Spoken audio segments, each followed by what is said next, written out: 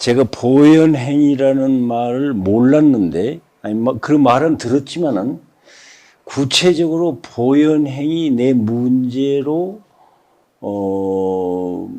다가온 것은, 바로 이 정각원의 전신인 대학선언을 여기다가 만들었어요. 제가 만들었다는 말을 내가 감히 하네요. 사실은 내가 내 대학선언을 만드는데 도움이 되었다 이렇게 말해야지 내가 만들었다고 하면 말이 안 되는데, 아무튼 그 당시 총장 김범림 박사한테 내가 대학에 적어도 선방은 있어야 되지 않느냐. 그리고 뭐 기독교 대학 봐라 전부 다 채플린이 있고 예배 보고 거기서는 뭐 채플 그 예배를 보고 그러지 않느냐. 근데 동대에서 이 누구든지 좋아하는 참선을 참선방 하나 없는 게 말이 되느냐. 그래서 이제 그랬더니 좋다. 그래가지고는 선방을 만들었다고요. 저를 대학 그 보현 행원품하고 연결시켜 주신 분이 서홍 스님. 그때 그 스님이었어요. 그런데 대학선에서 이제 강의를 하면서 어쩐지 그 강의의 주제인 화엄견 보현 행원품하고 나하고의 거리가 좁혀지질 않아요. 예, 그 무슨 말씀이신지 짐작하실란가 몰라. 예. 그러니까 괴로워요. 청중한테도 미안하고 나 자신도 좀 만족스럽지를 않아요. 이게 자기가 무슨 공부를 많이 한 것을 강의를 하면 신이 나거든요. 이게 무당이 그 신기 신들려 가지고 막 춤추고 신기 나듯이 강의도 그래요. 어느 정도 그 무엇이 그런 게 있다고요. 그런데 강의를 하기는 하는데 어쩐지 뭔가 청중한테 미안하고, 나 자신도 좀 만족감이 안 되고, 그래요. 그러는데 어떤 사람이 물어요. 어떤 학생일 거예요, 아마. 나한테 물어요. 그 컨텍스트는, 자세히 지금 생각이 안 나요. 안 나는데 뭐라고 묻냐면은, 선생님은 불교를 믿습니까? 이렇게 묻더라고요. 그런데 거기에 대해서 내가 좀 당황했어요. 그런 당황한 게 나를 불교 믿는다고, 예, 나는 불교를 믿습니다. 이렇게 말 못했다고요. 내 심정이. 어떻게 내가 그걸 처리했냐면은 그 학생을 어깨를 탁 쳤어요. 치면서, 이 사람아, 불교 믿는다는 말이 무슨 말이야? 그러니까 불교를 믿는다는 말을 사실 정의하라고 하면 그 정의하기가 쉽지 않거든요. 그러니까 그 학생이 이제 내가 불교를 믿습니까? 그렇게 물을 때 믿는다든지 안 믿는다든지 답변을 않고 학생 묻는 사람 어깨를 툭 치면서 불교를 믿는다는 말이 무슨 말이야? 이렇게 그걸 디파인 하라고 정의하라고 내가 말하니까 그 학생이 쩔쩔매요. 어떻게 말해. 그러니까 어깨를 또 탁 치면서 이 사람은 공부 좀 열심히 해. 불교를 믿는다는 게 무엇인지도 모르면서 남보고 불교를 믿느냐고 그럼 그런 질문하고 불교를 믿는다는 말이 무슨 말인지를 알아야 네가 질문할 거 아니야. 뭐 이런 식이죠. 근데 그게 속으로는 내가 당황하고 미안하고 괴롭고 그랬다고요. 그런데 실상 나는 아주 괴로웠어요. 왜냐하면은 보현 행원품의 경지가 드러나지를 않아요. 나한테. 네? 그러니까 이 세상에는 그냥 부처님 안 계신 곳이 없다는 거죠. 티끌이라는 게 얼마나 미세한 것이에요. 그리고 옛날은 이 세상은 티끌로 이루어졌다고 하는 그런 주장까지 나오지 않아요. 그러니까 뭐 물로 이루어졌다, 불로 이루어졌다, 사대로 이루어졌다 이런 거 뭐 히랍에도 있었고 인도에도 있었고 천지가 처음 시작할 때에 무엇이 있었느냐? 티끌이 있었다. 뭐 이런 거죠. 티끌이 아닌 것이 없죠. 그런 이론에 비하면은. 그런데 그 티끌 수만큼 많은 부처님이 계신다는 거죠. 그런데 내가 그 티끌수만큼 많은 그 많은 부처님, 그러니까 이게 천문학적 숫자가 아니라고요, 이것은. 이건 완전히 인간의 숫자라는 개념 가지고는 설명 못할 것이라고요. 이 세상에 티끌 아닌 것이 없으니까. 그런데 거기에 내가 티끌수만큼 많은 몸을 다 드러낸다고요. 이게 부처님이 티끌수만큼 많고 나도 티끌수만큼 몸이 많아가지고 여기에서 서로 눈에 보인 듯이 보고 말로는 하는데요. 그 경지가 나한테 떠오르지를 않아요. 이건 내가 나의 세계가 아니에요. 그러니까 미안하다고 해 내가. 그래서 나중에는 이제 고민에 빠지다가 그 대학선언 간사지원을 내가 사표를 냈어요. 근데 모든 이 얘기는요, 건성건성 뛰면서 하는 거예요. 실제 뛰어넘는 그 사이에 이 얘기가 많아요. 그러니까 나는요, 내가 한때 이 미국에 처음 건너가 가지고서 달라스라고 그 케네디 대통령 암살당한 도시에 도착을 했어요. 그 텍사스주에 있는 한 큰 도시인데 거기에 그 남감리교 대학이라는 대학이 있어요. 미국에서는 그 대학을 SMU라고 그래요. Southern Methodist University. 그래서 SMU예요. 그 신학교에 내가 다녔다고요. 그래서 내가 그 성경 공부를 하는데 구약도 열심히 들었고 신약 성경도 열심히 들었고 신학교를 3년을 다녔으니까 다니면서 그다음에 이제 그때는 내가 그런 생각 없이 그냥 공부했는데 그 뒤에 생각하는데 그것도 그 성경이 하나님이 뭐 말씀하셨다 그리고 인간이 기록했다고 그러지만은 사실은 말로 하고 글로 쓸 때는 껑충껑충 뛰어요. 예. 그래서 그 빠진 게 많아요. 나는 똑같은 것이 불교에도 일어난다고 봐요. 팔만대장경에 부처님의 일생이 다 들어있는 게 아니에요. 껑충껑충 뛰어서 봉우리에서 봉우리를 뛰어가면서 작은 봉우리 다 지나쳐버리고 골짜기 지나쳐버리고 그러고서 기록한 거예요. 네.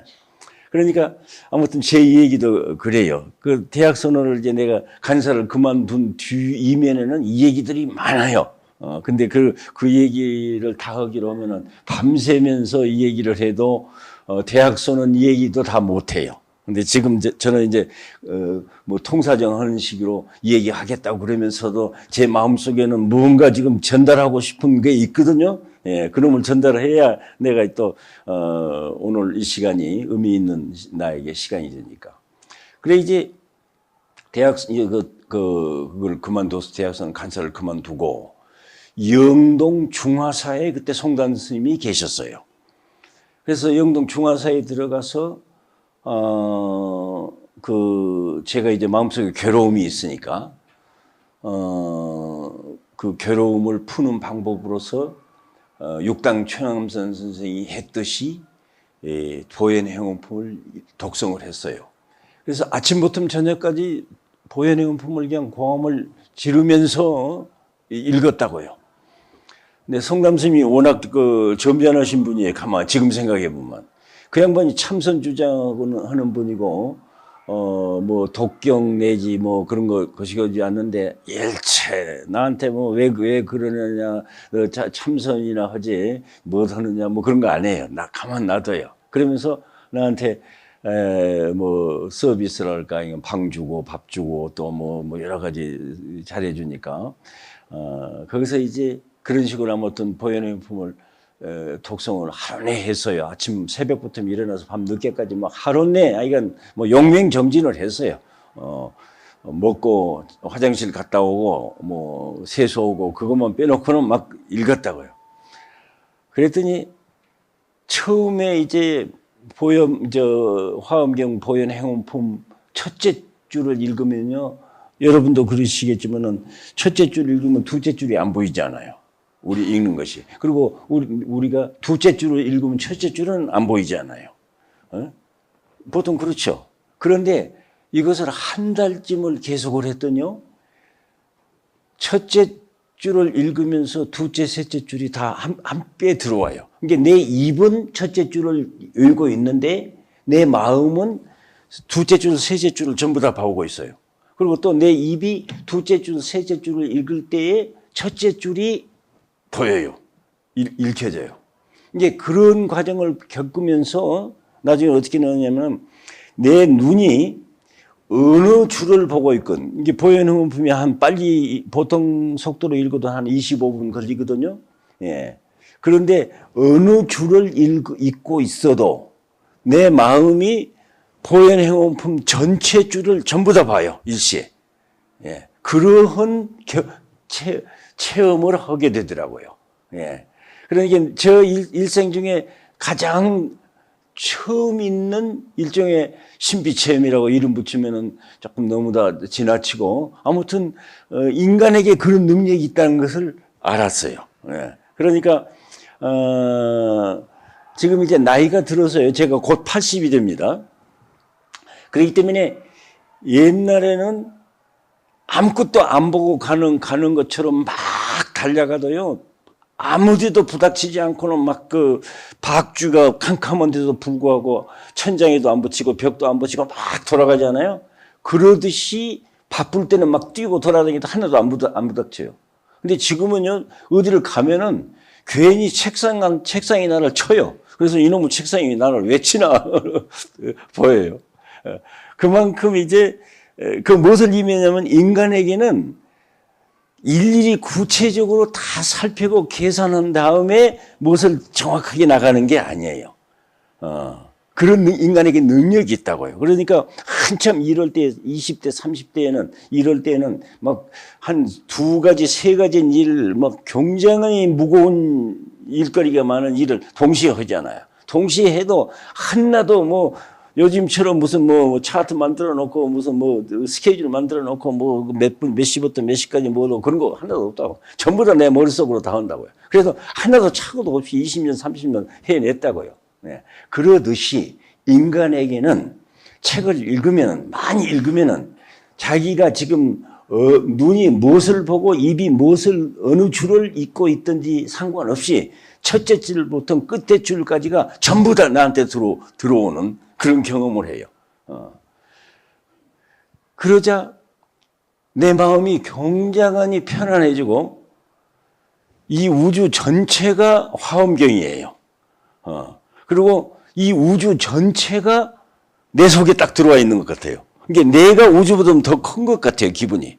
예. 그리고 또 동시에 우주의 그 삼라만상, 그 두두물물 그런 표현이 있지 않습니까? 그런 모든 것 속에 내가 다 들어가 있는 그런 느낌이에요. 예. 그러니까 아무리 적은 것이라도 그 적은 것 속에 이 우주 전체가 다 들어가 있다. 이게 화엄사상 아닙니까? 이게 의상대사가 쓴 법성계의 일즉일체 일체즉이란 말이거든요. 다중일. 그게 아무리 적은 거라도 그 적은 것 속에서 이 세상에 있는 모든 만물이 다 들어가고 또 그 적은 것은 또 모든 만물 속에 다 들어가고 하는 그 화엄의 일즉일체의 경험을 본 것 같아요. 기분이. 예. 그러면서 마음이 편안해지면서 누가 그다음부터는 길거리에서 내가 옛날에 그 동덕이라고 한 그 여자 중학교에서 저희 결혼 막 해가지고 그 화문 선생을 했어요, 내가. 그래서 근데 그 애들하고 친했다고, 애들하고. 그래서 길거리에서 그 애들을 만났어요. 지금도 기억이 나네요. 어떤 그 여학생이 옛날 제자죠. 선생님 불교에 미쳤다던데요. 그러고 그러더라고. 이렇게, 나 요즘에 불교 공부 열심히 하지. 이게 미쳤다고 그러면은 그 조금 뭐 거부감을 느끼고 뭐 미치기는 뭐 미쳐 한다든가 뭐 보통 상식에서는 대꾸를 그렇게 하지 않아요. 그런데 그게 하나도 거부감이 없어요. 나를 미쳤다고 그래도 그래. 난 불교 공부 열심히 해. 뭐 이렇게. 그러니까 뭐 당신 불교를 믿습니까? 그러면 자연스럽게 나 불교 믿어. 뭐 이렇게 되더라고요. 근데 그거에 어째서 그런 차이가 생겨나는 거를 나중에 내가 스스로 좀 생각을 해봤어요. 그런데 제가 생각한 결과 일종의 자기 분석이죠. 지난 날을 자기 분석적으로 좀 이거 비판적으로 좀 보는 거예요. 대학선언 간사를 하면서 보현 행원품을 강의할 때 저는 완전히 지성을 가지고 보현 행원품을 읽었다고요. 그러면 우리의 지성이라는 게 상당히 과학적인 거예요. 예. 디지털 월드하고 비슷해요. 그 자기 원칙이 딱 있어가지고 별걸 다 알고 있는 것 같지만은 자기 원칙 밖의 짓은 못 하지 않아요. 지성이라는 게 그런 거라고요. 그런데 이 세상에 티글스만큼 많은 부처님이 있는데 내가 그 앞에 티글스만큼 몸으로 일시에 드러나가지고 그것도 내 손바닥을 보듯이 다 맞서 보면서 이걸 말로는 하는데 그게 체험이 돼요? 짐작이 돼요? 자기는 뭐 흥분해가지고 뭐 막 이것이 부처님의 세계고 이것이 연기의 세계고 공의 세계고 뭐 창조의 세계고 뭐 큰 소리 했지만은 자기 실상은 그렇게 안 되어 있거든요. 그러니까 말하고 난 다음에 허전하다고요. 그게 내 세계가 아니니까. 그러니까 보현의 행품을 강의를 하고 강의 잘한다고 사람들도 많이 오고 그랬지만은 그때에 나는 괴로웠고 괴로운 이유는 내가 보현의 행품을 아르마리로, 여러분들 아르마리란 말을 아세요? 아르마리, 해오, 그렇게 보조국사 진으로 그렇게 말하는, 그게 이제 우리 지성이에요. 지식이에요. 지식으로 공부할 때예요. 그러니까 안 돼요. 지식으로 공부하는 것은요, 자기가 주장하는 것과 자기 자신과의 거리가 좁혀지질 않아요.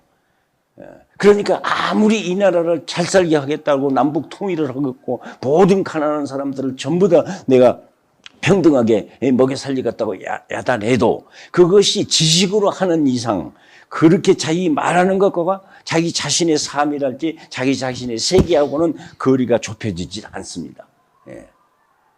그런데 그런 경험은 크게 말해서 뭐 거창하게 제가 지금 말씀드립니다만은 사실은 누구든지 경험한 거거든요. 예. 그 지식으로 사는 사람의 한계고 고민이거든요.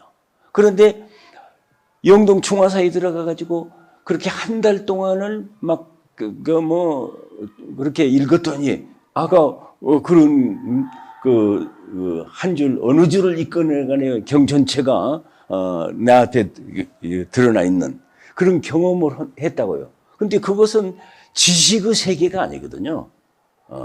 그렇죠? 어떻게 지식의 세계하고 달라요. 내가 지식에 의지해서 말하고 지식에 의지해서 생각하고 무슨 머릿속에 그려보고 하는 것이 아니에요. 내 자신이 의식 구조가 변한 거예요. 그러니까 인간의 의식 속에는 모든 것을 다 포용하는 능력이 있는 거예요. 근데 모든 것을 포용하는 능력을 우리는 안 써요. 왜 그러냐 하면은 우리의 삶은 지식에 의존하는 삶이거든요. 일반적으로 말해서. 그러니까 지식에 의존하는 한은 그러한 모든 것을 포용하는 그 세계를 담지를 못해요. 예. 그래서 보현의 행원품에서는 그걸 뭐라고 말했냐면은 사이, 생각사자, 의논할 의자. 여기 칠판이 없군요. 네, 사이. 네, 그걸 사이로 생각한다고 그래요. 그런데 그 반대말이 부사이예요. 아니 불자를 붙여요. 그럼 부사이. 이게 부사이 그러면 우리가 생각할 수 없는 거예요. 상상할 수 없는 거예요. 그러니까 부처님의 공덕은 이제 부처님의 공덕이란 말은 여러분들이 공덕이란 말이 그렇게 옛날 사람처럼 그 불교 신앙을 독실히 해가지고 불교적 체험을 한 사람처럼 드러나지를 않을 거예요. 그러니까 요즘 말로 하자면은 부처님이 하시는 일은 그렇게 해도 좋아요. 부처님이 하시는 일이란 게 결국은 사랑의 실천이거든요. 자기의 도움을 필요로 하는 모든 사람을 골고루 다 도와주는 일이 부처님이 하시는 일이니까. 근데 그걸 보현 행품에서는 공덕이라고 그랬어요. 그래서 부처님의 공덕이라고 그렇게 말을 해요. 근데 그 부처님의 공덕은 사이가 아니라는 거예요. 네, 사이가 아니라 부사이다. 네. 그러니까 이 대학선에서는 제가 사이로 보현 행품을 강의했는데 영동 중화사에 가서 한 달 동안을 그 보현 행품 독경을 했더니 부사이의 경험을 한 거라고요.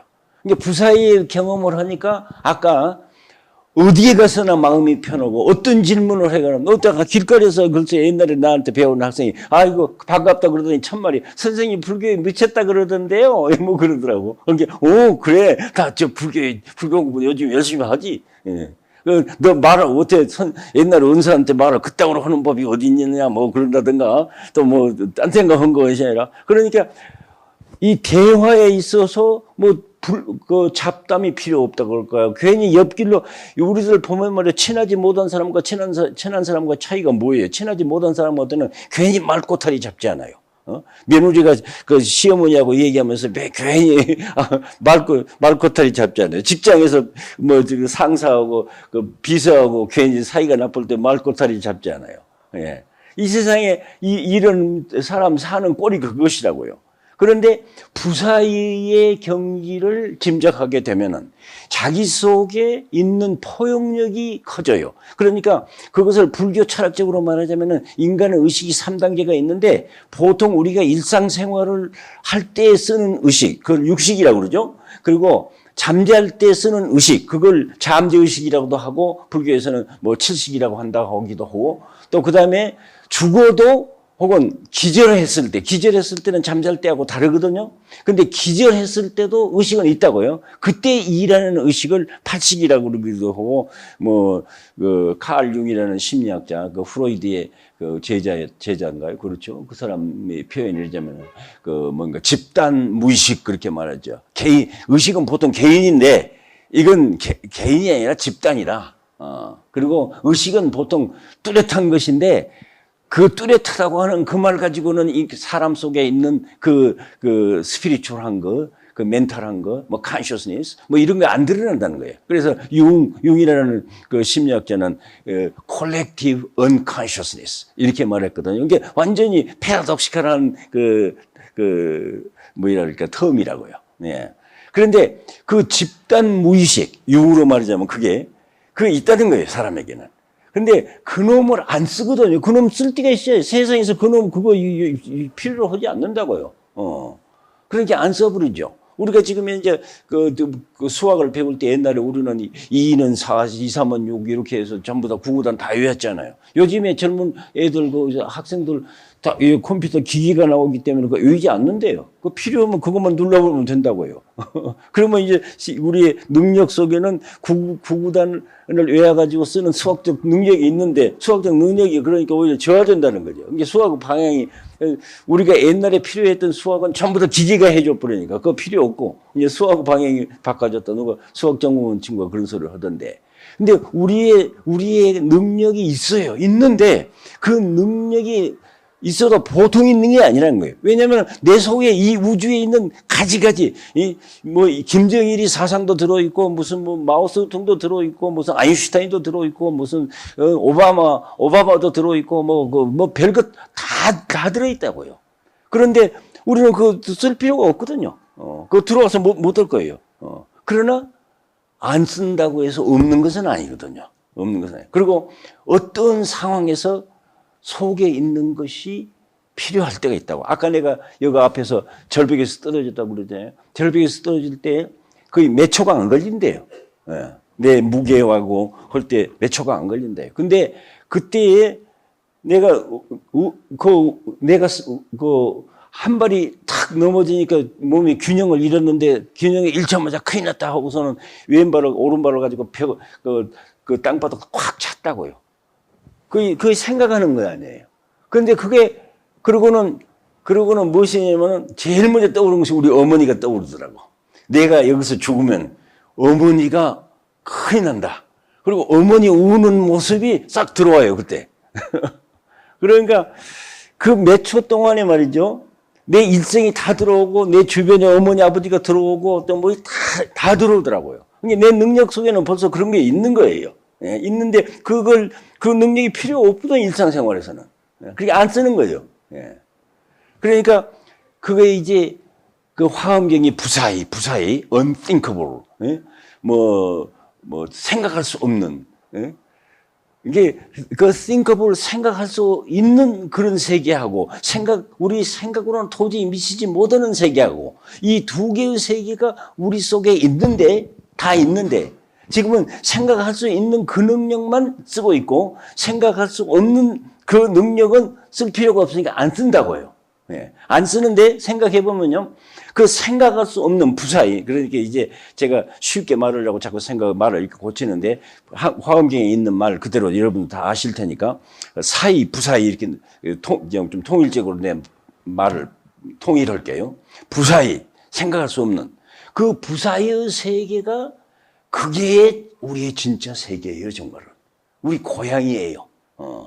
그런데 이 사회 때문에 그래요. 사회 때문에 그런 거 필요 없으니까. 우리가 뭐 취직 시험 보는데 그거 누가 그거 있는가 없는가 물어보는 회사가 어디가 있냐고요. 뭐 여러분들이 무슨 그 강의 듣고 그 학점 따려고 시험 보고 논문 쓰고 할 때 그 능력이 있는가 없는가 물어보는 시험관이 어디가 있냐고. 필요가 없잖아요. 그러니까 안 쓴다고요. 그리고는 맨날 따지는 것, 뭐 사이할 수 있는 것, 생각할 수 있는 것, 이런 것만 쓴다고. 소위 과학적이라는 게 다 그런 거니까. 과학적이라는 것은 결국 우리에게 있어서는 뭐 말로 표현할 수 있고 글로 쓸 수 있고 그래야 과학적이죠. 말로도 할 수 없고 글로도 쓸 수 없고 그러면은 우리가 그건 아직도 과학 세계에 안 들어온 거라고요. 그런데 지금 여기서 이제 우리가 사의 세계하고 부사의 세계의 대결이 일어난다고요. 대결이 일어나는데 깨달아야 된다고요. 부사의 세계가 그것이 인간의 제대로의 모습이라는 거예요. 원래의 모습이라는 거예요.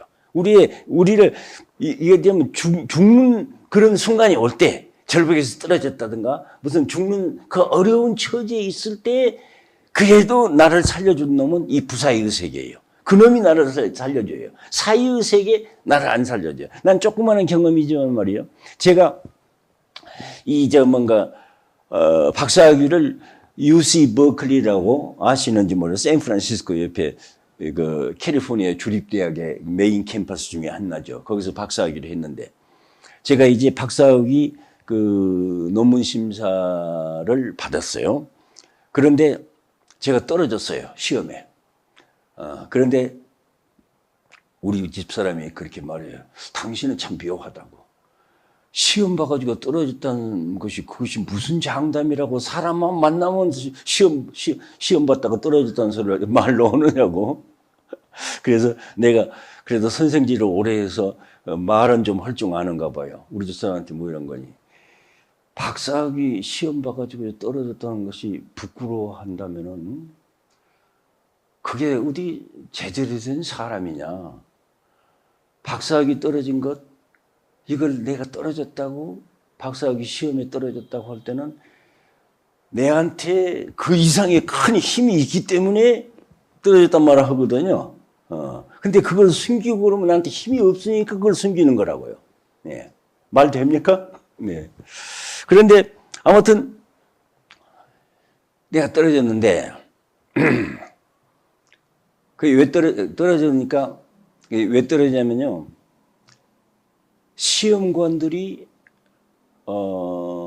이제 나한테 질문을 해요. 시험이 복잡해요. 뭐 언어를 4가지 언어를 바라고 그래요. 이제 현대어에서 둘, 고전어, 그 불교학 전공 박사학위니 고전어 둘.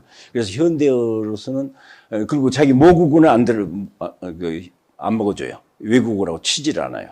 그러니까 한국말은 소용이 없고 영어는 영어권이니까 그거는 모국어 비슷하게 해가지고 영어도 외국어로 쳐주지도 않고 그러니까 이제 일본말하고 불란서말을 내가 현대어로 택했고 그 산스크리트 버머 인도말하고 그 불교 경전의 고전어니까 하고 한문 클래시컬 차이니스 한문 이제 현대 중국말이 아니라 4개를 봤어요. 이제 그 패스를 하면 이제 그 다음에는 이게 역사, 교리 무슨 뭐 이런 것들 시험을 본다. 근데 이 시험관들이 나를 불합격시켰다고요. 근데 불합격시킨 이유가 뭐냐면은 내가 그 열애장에 대해서 나한테 묻더라고. 그 인도철학전공하는 스트웨인이라고 그 유명한 그 학자가 있어요. 근데 그 친구가 이제 묻더라고. 그래서 그걸 설명을 했더니 틀렸다고 그러더라고. 근데 왜 틀렸다고 그러냐면은 열애장은 타타가타 가르바인데 이것은 인도 사상이고 인도에 이렇게 답변을 해야지 내가 진제삼장이 어떻고 열애장경이 어떻고 그러니까 자기는 모르는 거거든요. 그 사람 한문 읽을 줄 몰라요. 그러니까 자기가 알고 있는 것이 인도 문헌밖에 못 읽어요. 그리고 중국 문헌은 못 읽는다고. 근데 열애정 사상은 중국으로 와가지고 꽃피었거든요. 예. 지금 조계종 선종이 열애정 사상이 없으면 조계종 선종이 성립 안 된다고요. 그만큼 열애장은 지금 동양으로 북방으로 올라와서 중국, 한국, 일본으로 올라와서 막 일을 한다고요. 그러니까 나한테 그냥 어마어마한 문제거리가 얘기거리가 있다고요. 그걸 다 얘기했는데 틀렸다는 거예요. 인도 사상으로 봐야 된다는 거예요. 그러니까 내가 화가 안 날 수 있어요? 지가 무식해가지고 유식한 제자를 낙제시킨 거예요.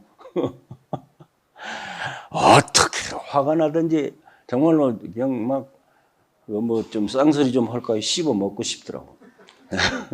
그 분한 것이 어떻게 못 참아요. 그래서 내가 내 공부방에는 그냥 책이 불교 책이 산더미로 쌓여 있어요. 그래서 이 책 뒤지면서 어쩌면 내가 이 고통, 이 분한 고통, 억울하고 분하고 온 고통을 벗어날까. 아무리 이 책을 뒤져보고 읽어보고 저 책을 뒤져보고 읽어보고 성경이고 불경이고 뭐 하나도 뭐 관음경이고 하나도 나한테 도움이 안 줘요. 그 읽어봤자 내 분함이 가라앉지를 않아요. 그런데 갑자기 내가 해인사 100년 하면서 성철 스님 모시고 또 한 3년 중로를 했거든요. 갑자기 해인사 100년 하면서 무자화들, 제가 화두를 무자화두를 가지고 참선 정진을 해요. 근데 무자화두를 하는 그 장면이 쫙 들어오더라고. 그러면서 거기에 얼마나 머물러 있는지를 모르는데 내 분함의 양 싹, 그 뭐 얼음이 태양을 만나서 녹듯이 싹 녹아버려요. 그러면서 개운해져 버려요. 그래가지고는 분한 생각이 하나도 없어져 버려요. 자, 이것이 무엇이냐고요. 이러한 경지가 부사이의 경지라고요. 아까 영동 중화사에서 보현 행업품을 많이 읽고 나니까 나중에 이제 일찍일체에 한 줄을 읽어도 그 한 줄만 보이지 않고 전체가 다 보이듯이 그런 경험. 그 다음에 이제 다시 미국 가서 PhD 하면서 하는 그런 경험. 근데 이런 경험들이 이제 그 부사의 세계가 무엇이라는 것. 그런 것을 이제 제가 이제 체험을 했어요. 그런데 요즘에 저는요 평생을 대학에서 말하자면 먹고 산 셈이죠. 네. 그리고 평생을 그런 사람들하고 함께 산 셈이죠. 네. 함께 사는 셈인데 무엇을 느끼냐면요, 아직도 불교를 공부한다 하면서 사이로 지성으로만 공부를 해요. 그리고 내가 영동 중화사에서 맛보았던 그런 일찍일체의 경험, 화엄경 보현 행엄품을 독경함으로써 그 경험. 그다음에 이제 백년함에서 정진했을 때의 그 경험. 그 경험이 이게 그 뭔가 분노가 없어진 게 아니에요. 분한꼴을 당하면 분해야 사람이지 분한꼴을 당하는데 분함이 없다. 그러니까 우리가 탐진치 삼독심 공부를 많이 하고 선지식이 되고 부처님은 그렇지 않을 거라고 하는데 모두 다 짐작이에요. 사실 분할 때 분하고 기쁠 때 기쁘고 욕심날 때 욕심나고 그건 난 내 스승 성철 스님도 그랬고 부처님도 그랬다고 생각해요. 그러나 다른 것은 무엇 때문에 분해하고 무엇 때문에 무엇을 욕심을 내고 그 계기랄까 현장이 좀 다른 것 같아요. 그리고 공부한 사람과 안 한 사람, 불법을 믿는 사람과 안 믿는 사람의 차이는 결국 거기에서 분함에 묶여버려가지고 그냥 병신이 돼버려. 묶이면 그건 병신이거든요. 무엇에 집착이라는 건 사람 병신 만드는 것이 집착이니까. 집착은 별거, 나쁜 것만 집착한 거 아니니까. 좋은 것도 집착의 현상을 가지고 오고, 그러면 사람은 병신 되는 거니까. 예. 그런데, 그런 것들이 보현 행원품의 사이와 부사이의 그 세계 속에서 이제 분명히 드러나더라고요.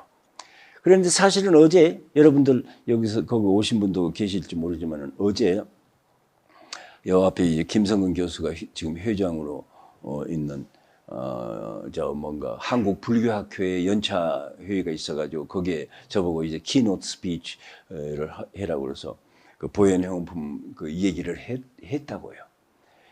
했는데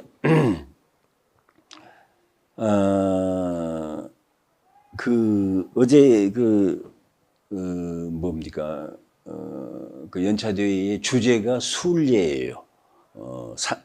지금 현재 도선사 선무 혜자 스님이 주재하는 108 산사 순례, 그 순례, 그 기독교의 그 무슨 철로 역정 같은 책, 거의 다 순례 아니에요? 그래서 순례를 이 김성 교수가 나보고 이제 그 순례가 주제니까 거기에 대해서 주제 발표를 좀 해달라고 그래서 그 쭉 생각하고 철로 역정도 다시 살펴보고 보현연품도 다시 읽어보고 그러면서 이제 글을 쓰느라고 뭐 또 이게 지난 그 겨울이 그 추워가지고서는 뭐 감기를 2번이나 앓고 그러면서 애를 먹고 썼다고요. 그런데 자, 순례라는 게 지금 이번에 나 김성근 교수한테 굉장히 고맙게 느끼는데 순례라는 게 사람은 누구든지 순례를 하는 것 같아요.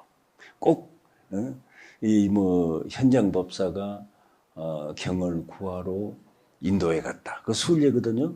예.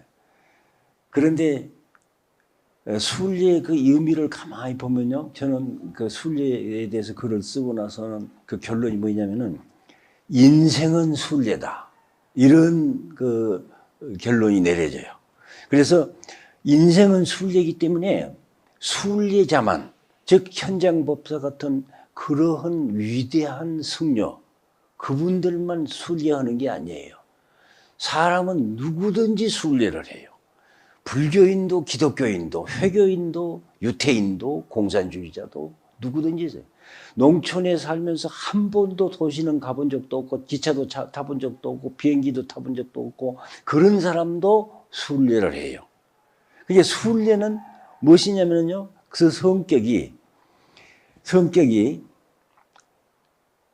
순례는 쉽게 말해서 자기가 살던 곳에서 일어서 가지고 떠나는 게 길 떠나는 여행이에요. 일종의. 그게 순례예요.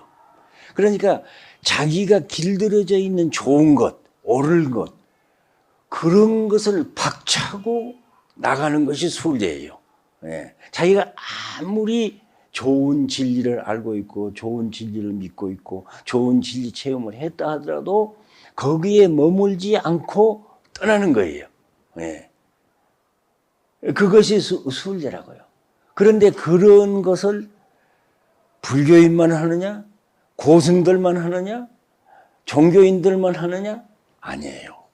누구든지 순례를 해요. 근데 제 순례의 경험은 어떻게 내가 어제 뭐 시간이 좁아가지고 내가 짧아가지고 다 얘기를 못했는데 저 경우는 이렇게 정리가 돼요. 제가 의과대학을 다녔어요. 그때가 6.25 동란 때예요. 의과대학 안 다니면 즉시 군대에 끌려가요. 예. 의과대학은 이 나라에 의사가 필요하잖아요. 군대에 의사가 필요하잖아요. 그러니까 군대에 안 간다고요. 그래서 의과대학 사람들 많이 갔죠. 그리고 의과대학 들어가기가 좀 어려웠죠. 그런데 그런 의과대학을 제가 그만두고 동국대학교 불교대학으로 불교 공부하러 간다고 그러니까 사람들이 덜 좋아해요. 가장 덜 좋아하는 사람이 우리 아버지였어요. 예. 그리고 우리 형님들이 내가 7남매 중에서 막내인데 우리 형님들이 누님들이 전부 다 싫어했다고요.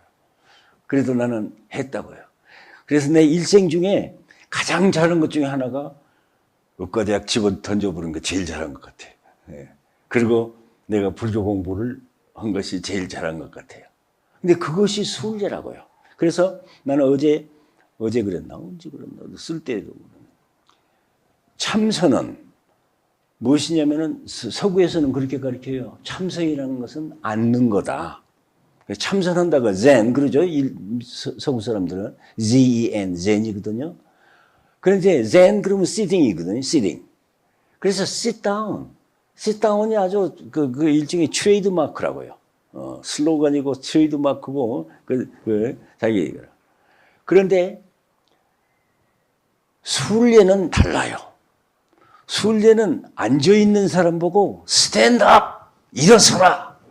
박차고 일어서라! 그러니까 내가 의과대학이라고 하는 그 성을 박차고 집어 던지고 내가 일어서가지고 동국대학 불교대학에 왔다고요. 예. 그 순례의 정신이 그거예요. 예. 이게 일생을 가만히 지금 생각해 보면요. 내가 일생이 순례예요. 그래서 순례란 것은 무슨 말이냐. 항상 무엇인가를 박차고 나가요. 내가 옳다고 믿는 것도 박차고 나가고 누가 어떤 사람은 좋고 어떤 사람은 믿고 그러는데 그 미운 사람 집을 찾아가요. 내가 찾아가서 그런다고. 그것도 순례라고 해요. 박차고 아무튼 스탠드업 하는 것 그건 그 순례예요. 예. 그래서 제일 큰 내가 경험이 의과대학 그만두고 동국대학교 불교 공부한 것, 그거 순례예요. 그 다음에 이제 동국대학교 교수가 되어가지고 가르치는데, 깨침이라는 게 그렇게 중요한 줄을 몰랐어요. 스님은 깨쳐라, 깨쳐라고 그러는데, 내가 이제 학생들한테 스님한테 배운 거, 불교 책에서 배운 것을 그대로 그냥 막 강의를 하는데, 깨쳐야 된다, 깨쳐야 된다, 가지가지 이론과 뭐 경험을 다 동원해가지고 이 얘기를 하는데, 깨침을 강조하는 나 자신은 깨침의 경험이 한 번도 없거든요. 또 그것이 나를 괴롭혀요. 그래서 동국대학에 사표를 냈어요.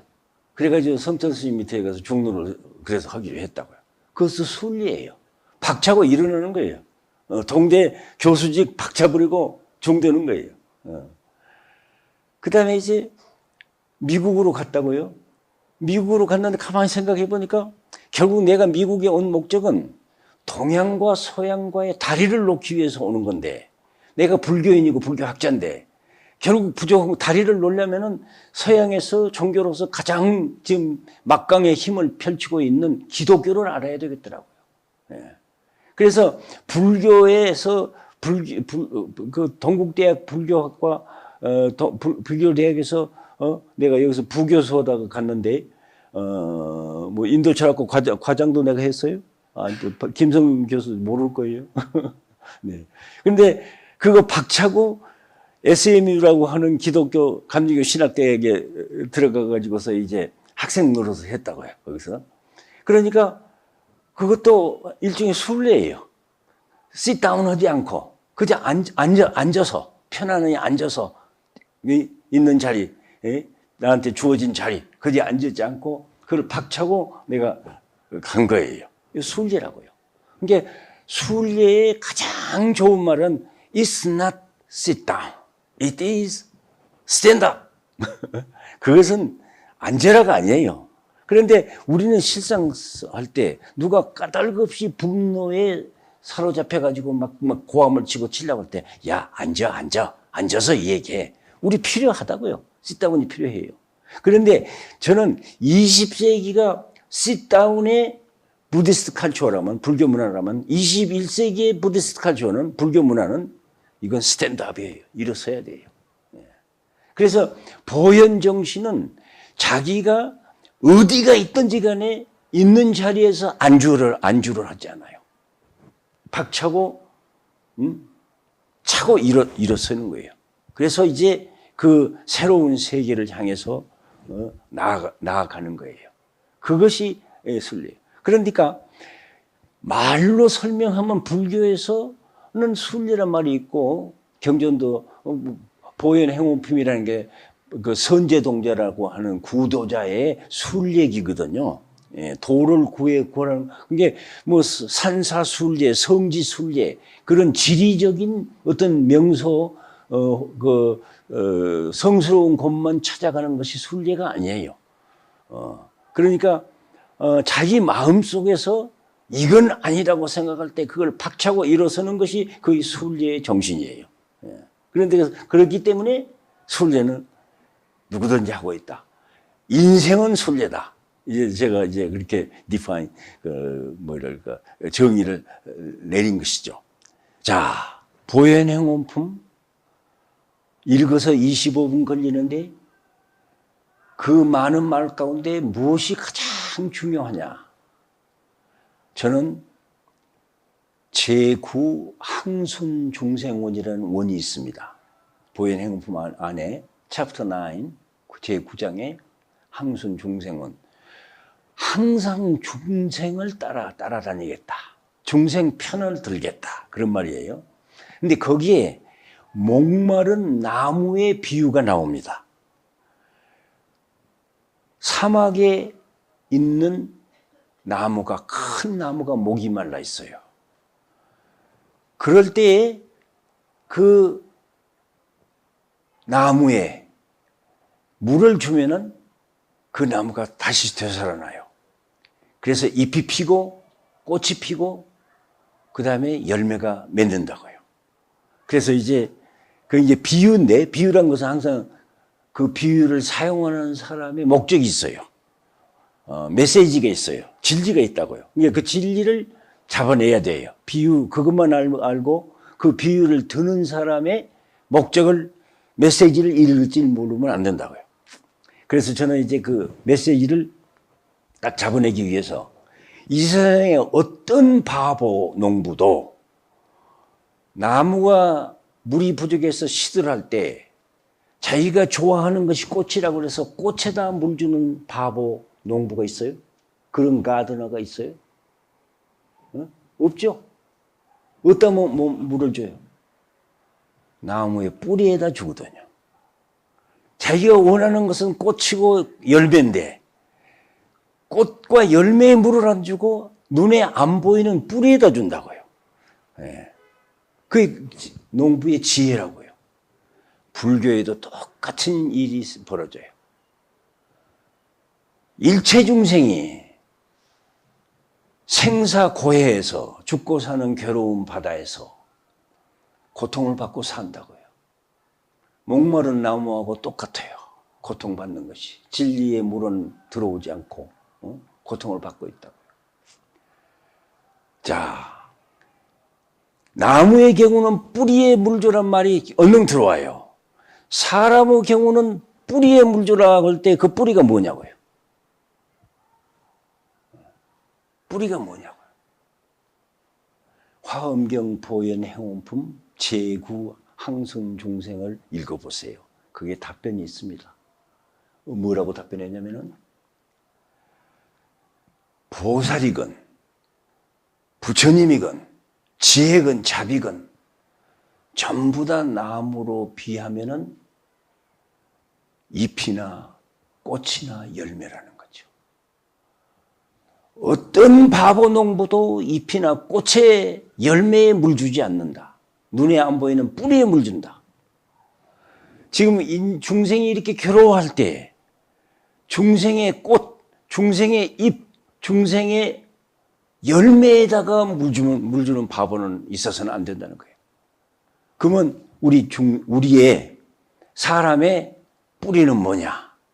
이거 이제 보현행원품의 화두예요. 사람의 뿌리는 뭐냐? 근데 선종의 화두하고 달라서 답변을 그 자리에서 기양해요. 사람의 뿌리는 괴로워 생사고해에서 허덕이는 사람의 뿌리는 일체 중생이라는 거죠. 그러니까 일체 중생에게 물을 주라는 거예요. 그러면 자비가 나오고 지혜가 나오고 보살이 나오고 불이 나온다는 거죠. 그런데 우리 현실을 지금 돌이켜 봅시다. 우리 불교인들이 정말로 일체 중생에 물 주고 있느냐는 거예요. 눈에 보이는 잎이나 꽃이나 열매인 것에 물 주는 시기라고요. 그렇죠? 이 고쳐줘야 된다고요. 들고 일어나야 돼요. 우리는 이 이상 더 그러지 맙시다. 보현행원품이 이미 우리에게는 가르쳐 줬습니다. 눈에 안 보이는 일체 중생. 일체 중생이 여기 광고 붙었던데, 법정스님은 묻생명, 그렇게 번역하셨던 것 같아요. 묻생명. 예. 현대말로 한 거죠. 묻생명. 예. 묻생명을 위하다. 자연을 위하자. 살아있는, 부처님의 눈으로 볼 때, 불교의 눈으로 볼 때, 이 세상 모든 것은 다 살아있는 거죠. 다 중생이라고요. 그래서 생자가 붙어 있는 거죠.